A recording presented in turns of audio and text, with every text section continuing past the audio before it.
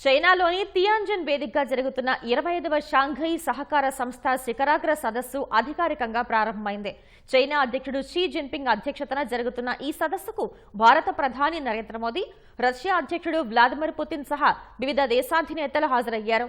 ఈ సందర్భంగా సదస్సు ప్రారంభ సమయంలో పుతిన్ను ప్రధాని మోదీ ఆత్మీయంగా పలకరించారు. షేక్ హ్యాండ్ ఇచ్చి ఆలింగనం చేసుకున్నారు.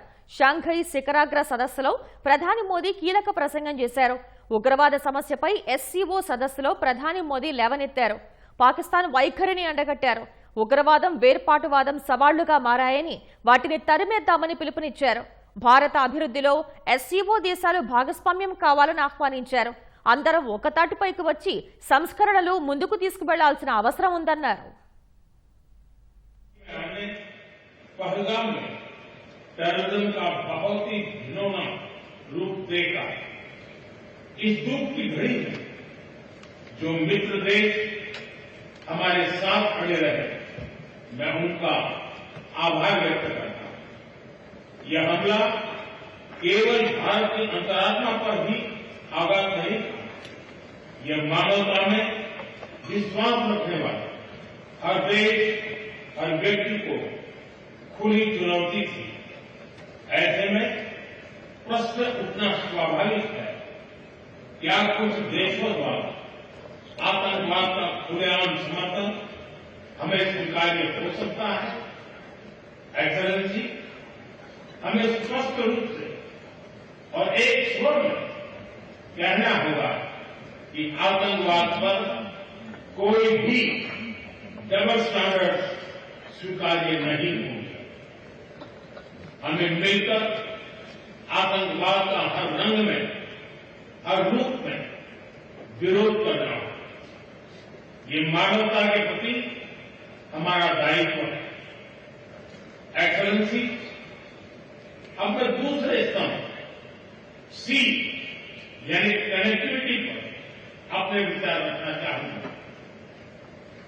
भारत का हमेशा से मत रहा है कि मजबूत कनेक्टिविटी से केवल व्यापार ही नहीं, बल्कि विश्वास और विकास के द्वार भी खुलते हैं।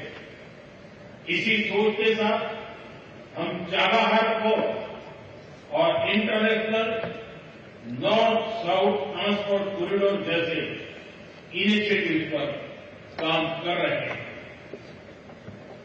इनसे हम अफगानिस्तान और मध्य एशिया के साथ संपर्क बढ़ा सकते हैं। हमारा मानना है कि कनेक्टिविटी के हर प्रयास में संप्रभुता और क्षेत्रीय अखंडता का सम्मान होना चाहिए। यही एससीओ चार्टर के मूल सिद्धांतों में भी विदित है। Connectivity that bypasses sovereignty, losing trust and meaning. Excellency, तीसरा स्तंभ है O, यानी opportunity.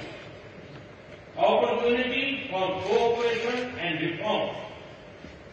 2023 में भारत की अध्यक्षता के दौरान नई ऊर्जा और विचारों का संचार हुआ है।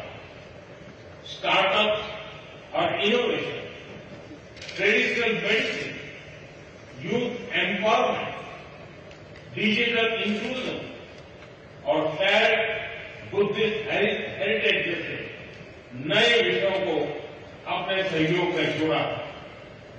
हमारा प्रयास था कि एससीओ को सरकारों के परे भी ले जाए, सामान्य मानवी, यंग साइंटिस्ट, स्कॉलर्स और स्टार्टअप को भी आपस में जोड़े। हमारे पीपल टू पीपल टाइम को दृढ़ता देने के लिए मैं आज एक और सुझाव रखना चाहूंगा।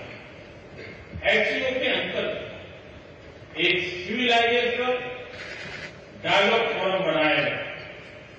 इससे हम अपनी प्राचीन सभ्यताओं, कला, साहित्य और परंपराओं को वैश्विक मंच पर साझा कर सकते हैं। एक्सेलेंसी, आज भारत रिफॉर्म, परफॉर्म, ट्रांसफॉर्म के मूल मंत्र पर आगे बढ़ रहा है। कोविड हो या वैश्विक आर्थिक अस्थिरता, हमने हर चुनौती को अवसर में बदलने का प्रयास किया है। हम लगातार वाइड रेंजिंग रिफॉर्म पर काम कर रहे हैं। इसे देश में विकास के साथ साथ अंतर्राष्ट्रीय सहयोग के लिए भी